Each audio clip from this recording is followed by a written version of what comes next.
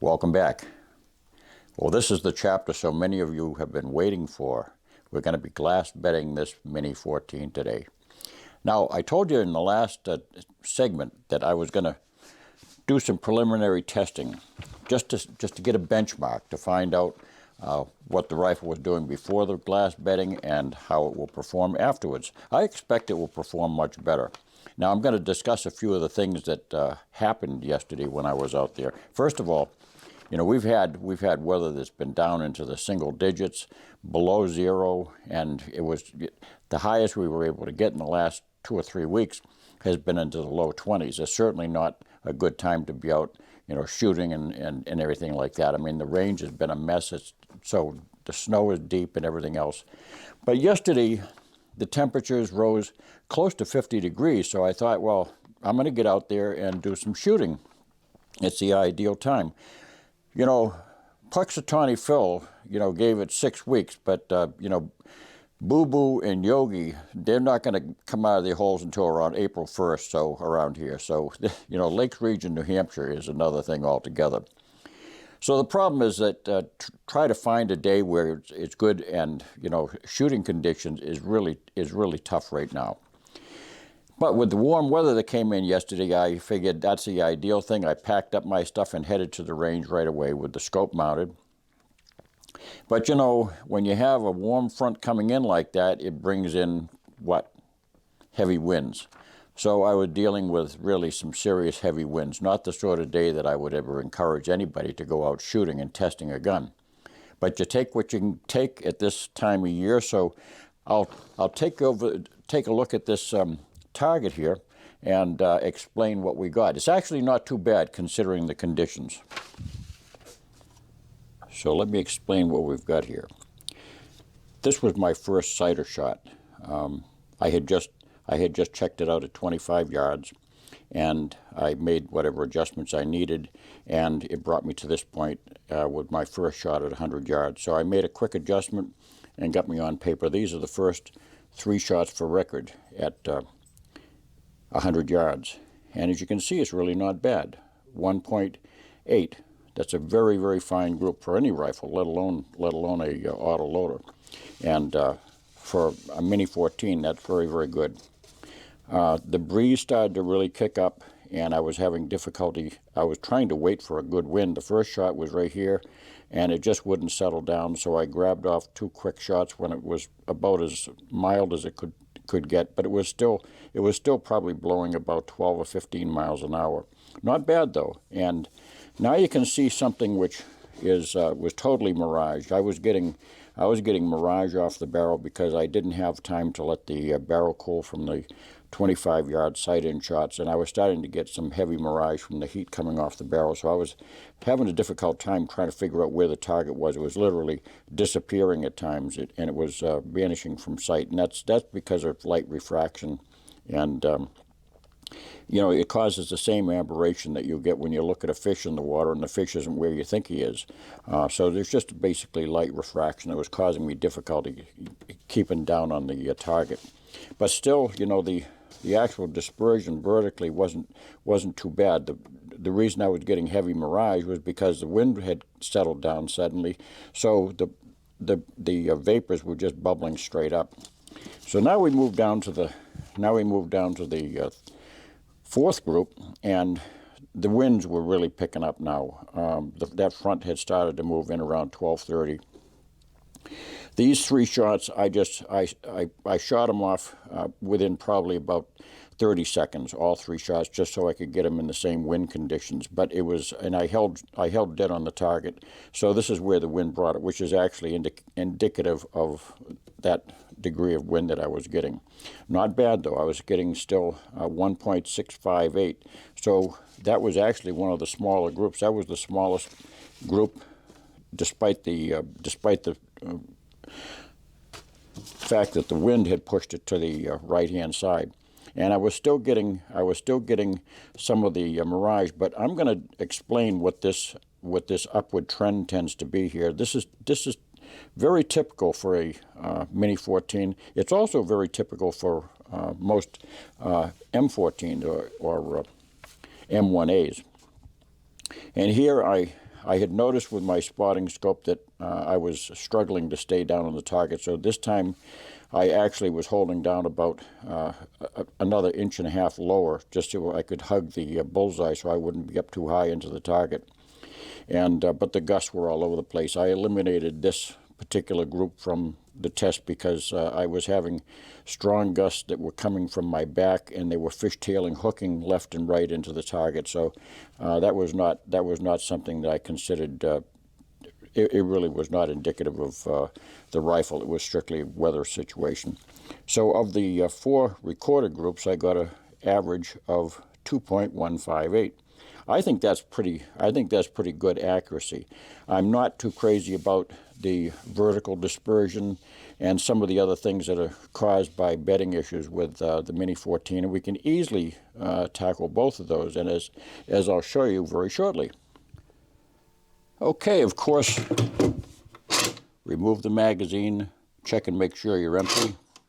Leave it in the cocked position and your safety on, because you really have to have that hammer withdrawn in order to remove the trigger mechanism. With a screwdriver, and again, this is important. Just use a screwdriver to pop the latch to the rear. Do not pull forward and up on this trigger guard. Lift instead so that it comes straight up out of the track. If you don't, you're going to end up destroying some of the bedding quality of your rifle, because you're going to bend things, distort things, and you're not going to get a good strong hold with this. This is the lever that holds that barreled action tightly into the stock. So you don't want to start distorting that and springing that open. And not only that, but it will start falling out of your action when you're shooting. And don't torque this so that it makes it easy to pull it out with your fingers. That's the last thing you want to do, because it will absolutely start dropping out of your gun, and you're going to destroy that good tight pull down. Now there's 2 issues with this particular style rifle, whether it's Garand, M14, M1A, or the Mini 14. You get fore and aft end shake, and that's occurring at the front end up here. You can see that. That's as that fore end is contacting this gas block. What's happening is it's heating up, it's distorting, and it's causing the same issue that you get with a barrel that's colliding with a bolt action rifle that's not correctly free floated. So what we want to do is we want to make sure that does not collide with the front of that gas block. As that heats up, that will start. Right now it's loose, but as that heats up, that tension will start driving that into it more fiercely, and will start lifting those shots up off the target. And that's a common anomaly with this style rifle. The other issue is that you have lateral slop. In other words, side to side, and you can hear that. It's so both of those conditions we're going to fix. Right now, it's just rocking and rolling inside that action. So okay, so if you look up at the front here, this stainless steel part of the forend is what retains the forend in the gas block. You've got 3 tabs right here, which are mechanical tabs to simply hold this stainless steel around the front of this portion. And we're going to take care of making sure that those don't cause. This is your contact point with. This is the contact point on the forward part that's slamming into the gas block with that end shake when it's going back and forth. This is what's hitting. We're going to eliminate that. We're going to eliminate that contact as we go through this process.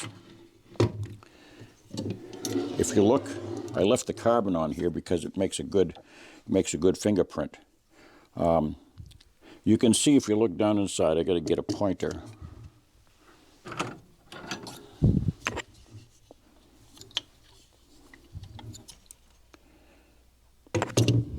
You can see one of the principal causes of accuracy problems with a Mini 14 style rifle. You can see right here where this pointer is, there's a bright spot in that carbon. That bright spot is that bottom tab. And on this side, you can see a bright spot right here where it's striking.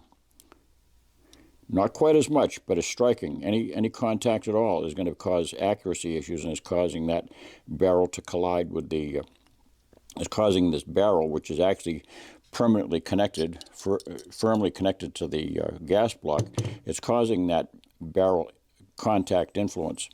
On this side, however, you can see, which this is something that compounds the problem. There is no contact on this side. And the fact there's contacting on this side and on the bottom is going to cause dispersion unequally. So that's going to cause issues. We're going to resolve all that. So we'll put this up, take the gun down. Now, removing this you should be wearing glasses at all times when you do this. Simply pull the rod forward and slide it out. Set your spring aside, and now a lot of people like to take the bolt out and the operating handle before they remove the upper hand guard. It's a lot easier if you remove the upper hand guard first. Just push it straight down with your thumbs. Push it down with both thumbs firmly right from here, and don't try to yank it off from the other side. You want to push it straight down and off, and that should make things much easier for you. Now, as you bring your bolt to the rear, this operating handle right here, when that operating handle is in line with this notch, which is right in line with the attachment screw of your rear sight, that's the point where it releases. So you want to come forward, I should say to the rear, and when it gets to this point right here, it'll simply drop away, and you can see the operating handle release, and it comes away from the bolt. Now, removing the bolt is a lot easier. I've done this before, but the removal of the bolt is a lot easier if you take the magazine stop. Basically, this is the bolt catch that holds the bolt to the rear position on your last shot. The magazine comes up and it activates the paddle that holds the bolt in place. So you can see that paddle right here. And if you push on this button on the top, you can see that paddle move up and down, that bolt catch. Now, one trick you can use is, rather than taking that bolt catch out, is to simply slide this forward, and when you get to this point right here, as it's coming up at a 45-degree angle, push this bolt release down with your thumb, and that will allow you to withdraw it. And that also makes life easier when sure, it's not going to be easy for me to do it from this angle, but it makes things much easier to get that bolt back in without having to take the bolt catch out. So anyway, we've got this all apart. There's no need to take it down any farther than this. If you want, you can take that out. It's perfectly all right. It may be a good idea so that you don't get any goop inside there. So let's do that. We'll take that out. And if you look right here, I'm just taking my screwdriver, placing it on top of that protrusion on the side of that plate, and give it a pop, and up it drives it right off. And if you're using, if you've got a blued steel gun, you might want to get yourself a wooden wedge, something that won't mar that surface, something like this.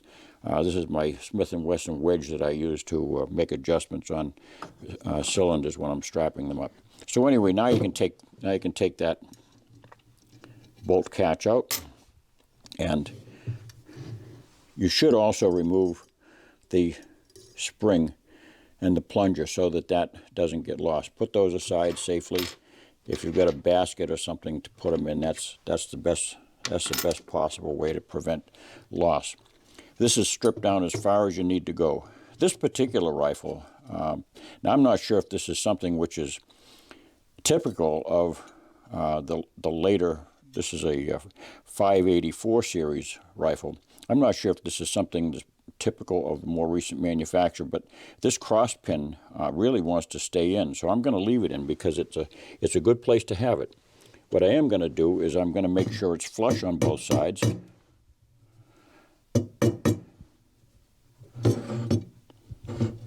Make sure that's flush. I don't want that protruding because that's going to hang up with glass.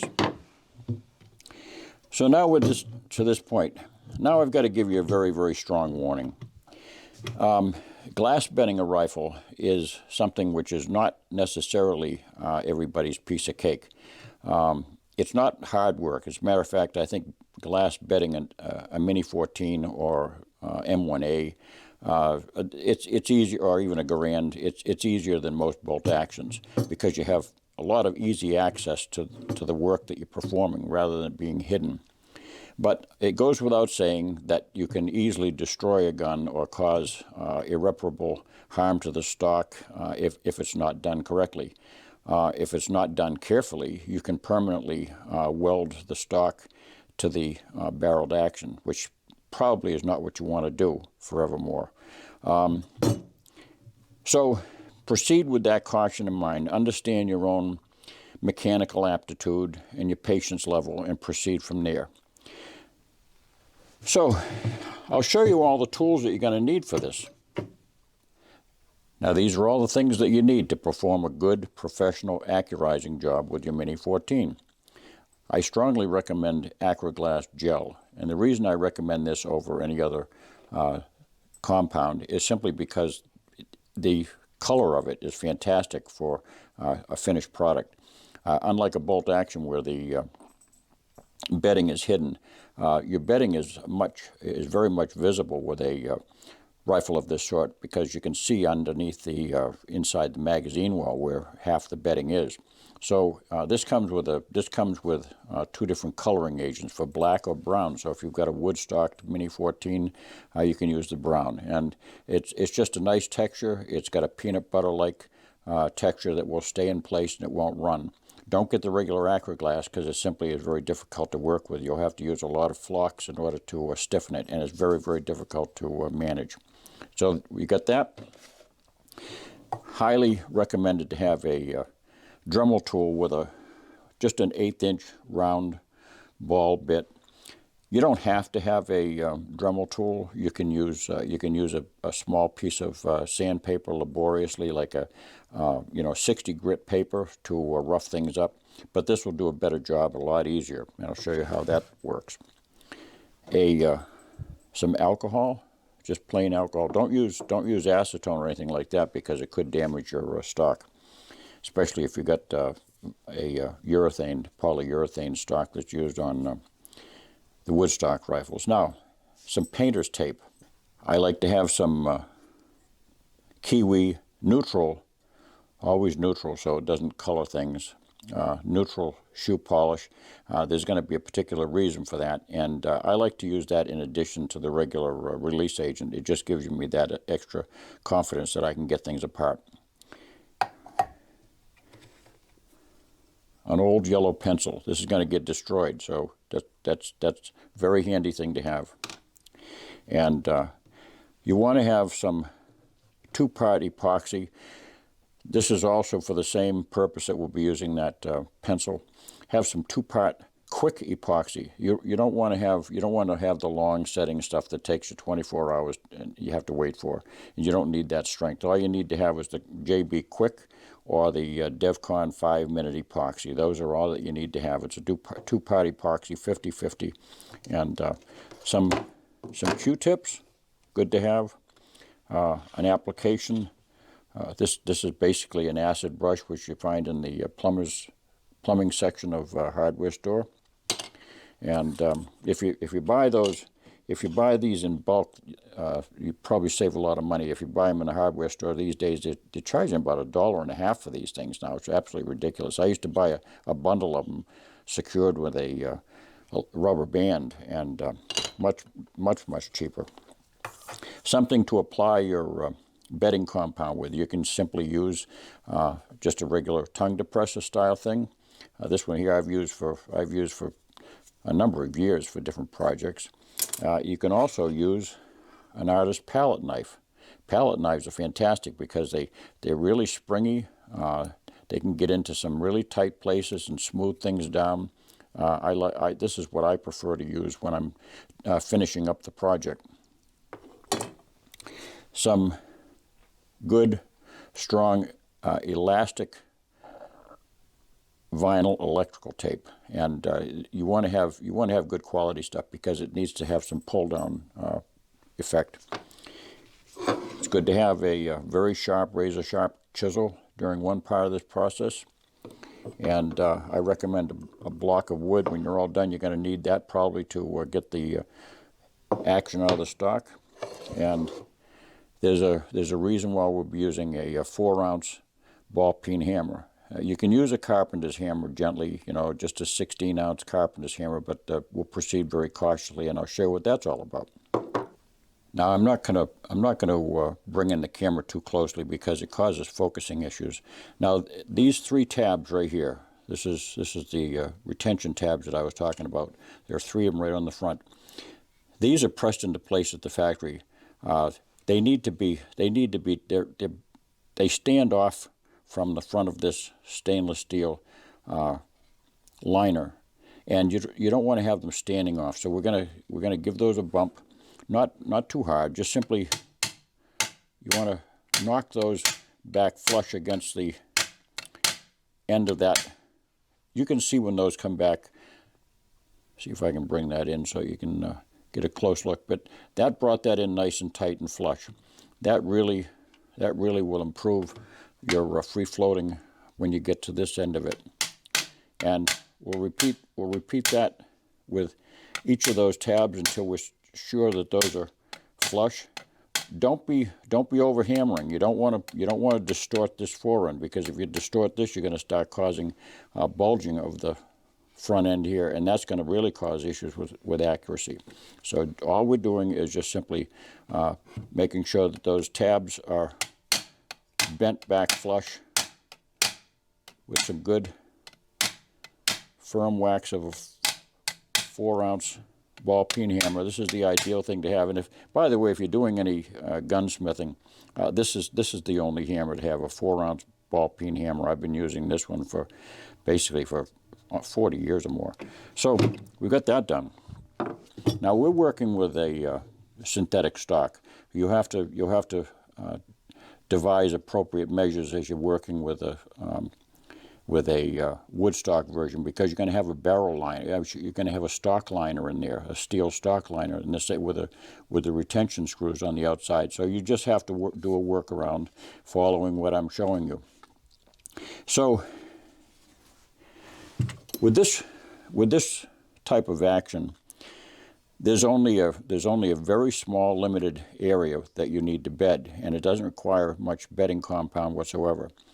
This is your primary inletted area right here. This surface is all we're bedding. Just this inverted U-shape area right here. This is all that's going to be bedded, and the same with on this side here. So that's it, and we don't have to go too far forward, and we don't have to endanger getting epoxy into places that it doesn't belong. Take a look at the areas that will be bedding. We don't bed anything back here. That's completely unnecessary. This is just laying on top of the receiver.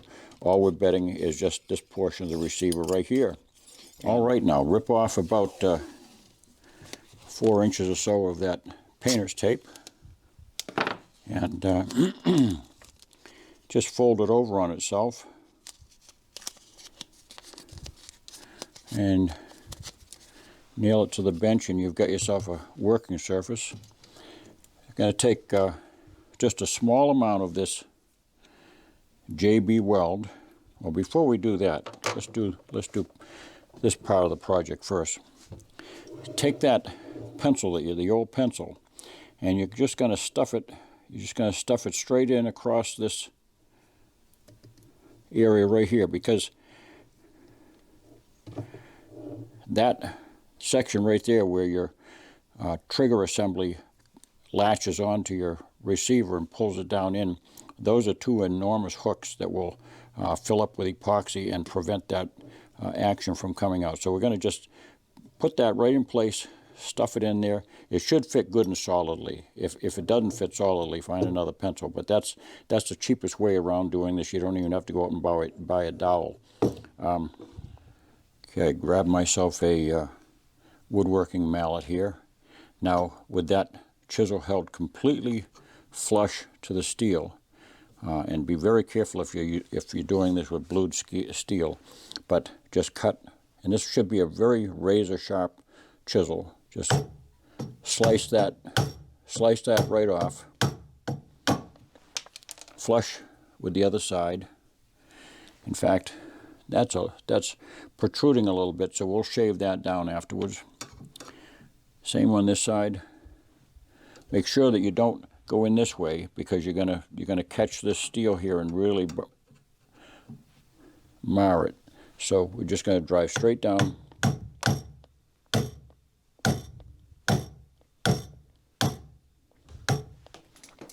And shave that pencil right off. And do whatever you can to clean that up, and we'll be back.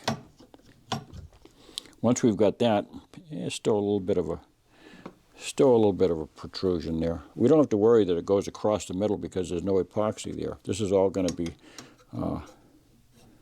very easy to remove afterwards without having any hooks. I'm going to go so far as to take a safe file, and a safe file is one that doesn't have, this is a Nicholson safe gun file, so the side here doesn't have any cutting surface. And I'm just going to simply take that and work that across. Same on this side. You're not working to change any dimensions here. That's done. Now we've got some protrusion on this part, so we're going to take those, knock those off.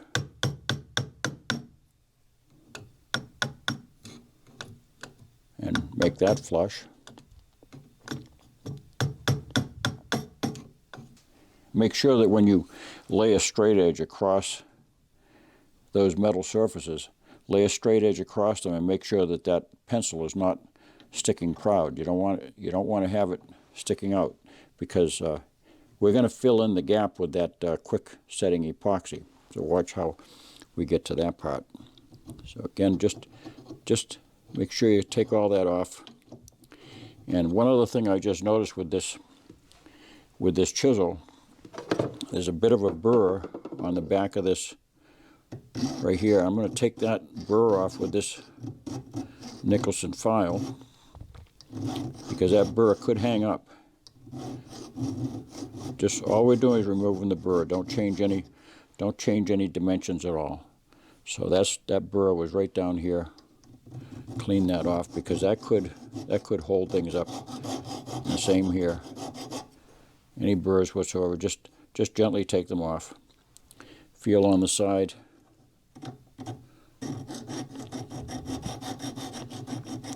Again, we're not removing steel. All we're doing is just removing any potential burrs that would hang up. And I don't feel anything. A good place to check, however, is wherever you have a whole board. There's a potential for raised surface there. I'm just checking here, and I don't feel a thing. So, and if you've got blued steel, proceed with all due caution, because you don't want to mar the gun unnecessarily. You can use, if you've got blued steel, you can use your painter's tape to guard surfaces so that you don't have any issues whatsoever. That would be the appropriate and right thing to do. So we're going to take this out now for the time being.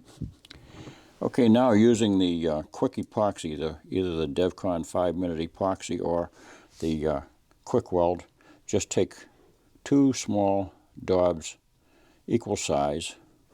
It's got to be big enough so you can tell what you're working with. This one here happens to be black, which doesn't make any difference if it's clear. This is only going to be temporary.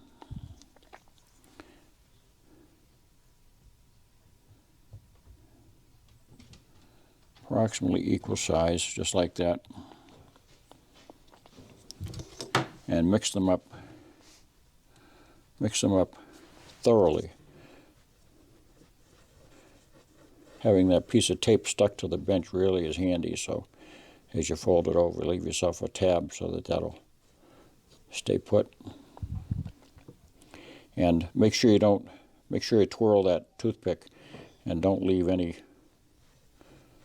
unmixed sections. You want to mix that for at least a good 45 seconds to a minute until you're sure you've got that completely mixed.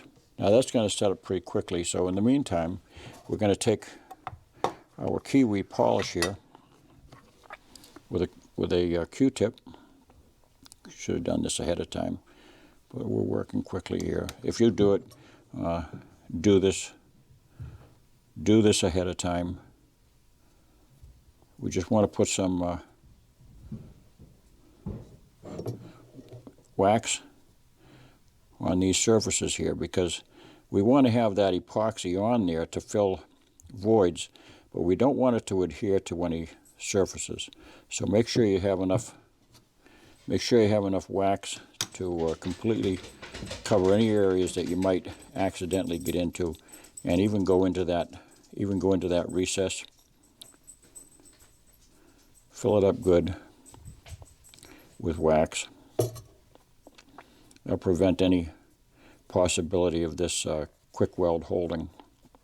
And this stuff doesn't hold as tenaciously as regular epoxy anyway, so it's not that difficult to work with. But I want to make sure I have enough in there so that in case some drools down, it won't get in the way. And this is all going to be very easy to reach and get at. So now that I've got my epoxies ready to go, we're just going to take our toothpick and stuff it in around that pencil. All we're doing is just filling in the void around the pencil. That's the only thing you're doing. Don't go any farther than that. Don't venture out beyond that. Just be as careful and neat as you can to just fill that up.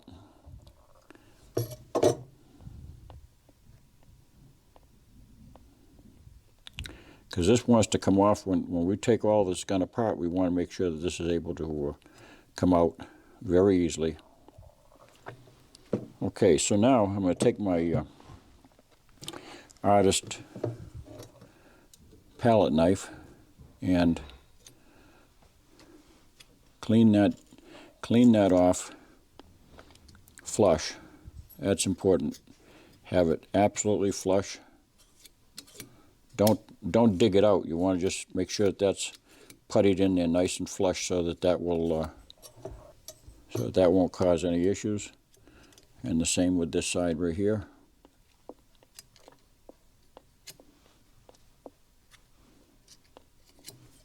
Now this is going to set up pretty quickly, so again, if it's not flush, add it where it's necessary. On the back side here, especially because this back side is one of the areas. This is your primary recoil surface, so don't let this protrude. You want to have steel. You want to have steel visible back here. Don't dig it out, but you want to make sure that steel is visible, because that's your contact surface when you get done bedding. So make sure you can see that right there. I have steel completely visible. All I'm doing here, the only thing I'm looking to do, I see Benny is monitoring me, but he wants to do something else, I'm sure, besides bet a rifle. You'd rather go out and shoot. So carefully clean things up. Make sure that that recoil surface is cleaned of all that epoxy, especially on this side here, because this is also going to be, this is what's necessary to get the best bedding job possible. And clean it out.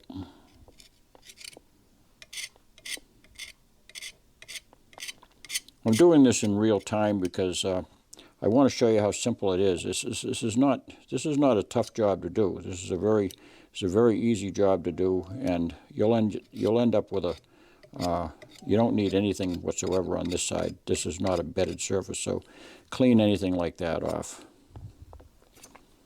You shouldn't have any of this epoxy where it ought not be. Before that sets up, be sure to clean it off your trowel completely before it sets up, because that will really mess up your good tools. You can get these again at an artist supply store, Michael's around here, or there's other places, and then clean up with a paper towel. Neatly address this, just like that. Clean up anything that is not actually filling that void around the pencil. That's all we're doing here, is filling up that void. Both sides. Because any epoxy that's left on this is going to be, it's a potential source of a hook that will prevent the other epoxy from sliding off of it. That's all we're doing. Okay, check it out carefully. Make sure there's nothing remaining that doesn't belong. And that's it. We're ready to begin. Use some of that JB weld on these front surfaces here. And I like to, if your pin isn't in place, put it there, because this is really a good place to have it. You don't have to worry about the wax getting on things, because that's vital. We're going to be doing much more waxing before we're done. Take your epoxy and the same thing that you did with the pencil. Fill in before this sets up. It's starting to set up on me, so I'll mix up some more and come back to you. Okay, we're going to putty that cross pin into place. All we're doing is just flushing up that surface. That's all we're doing. Keep your knife flat, and carefully flush this all up.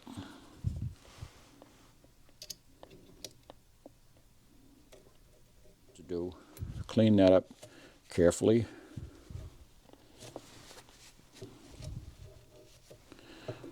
That's it.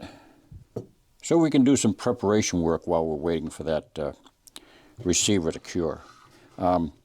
Regarding the use of a Dremel, be very, very cautious always about this chuck right here. This chuck will do a lot of damage. As you can see, I've scuffed this up many times. Fortunately, not with gun work, but with usually things around the house that I'm dressing up. If you're not careful, this chuck will tear up a big mess of wood or part of your stock right here. So be very cautious and keep your eye on that at all times. I mean, it's not a bad idea if you wanted to wrap some tape around there, but I don't think it's necessary if you just use some good caution. And make sure your bit is good and sharp. This one here has a nice sharp edge. I've used it a number of times on rifles of this sort. You want to run it at high RPM. We're just basically chattering away a little bit of material in these inletted areas. Only the inletted areas. Do not wander beyond that, and do not go up against the edges of those inletted areas. It's totally unnecessary. The acryglass will hold very, very nicely to this. All we're going to do is scuff up enough area so that the acryglass will hold tightly. Basically, just make a few passes.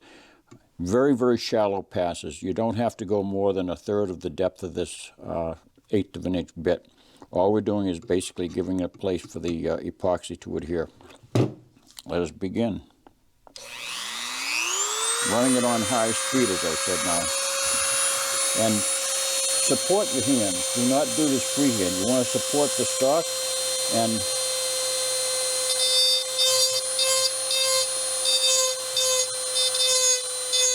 I'm not drawing any fancy patterns or anything. I'm just basically cutting.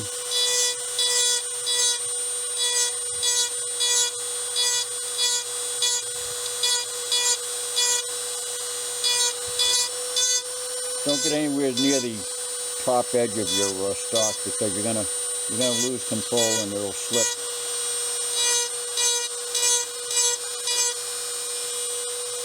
And again, this part here is we're not going to be applying much epoxy up in the forward section, so don't get too aggressive there. Now you can do this with a vise. I prefer to just do it like this, because I can hold it and position it exactly as I want. Again, identify your inletted sections before you begin, so you don't accidentally cut into some material that's unwanted.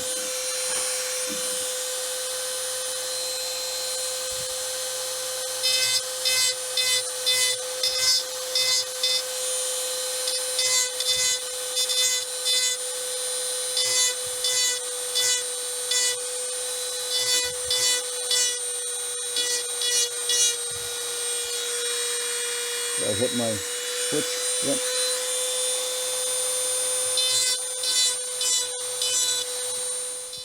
Now we're going to take that chisel again and very gently, this has got to be a sharp chisel, but very, very gently shave off the sprue. It's almost like sprues on a lead bullet.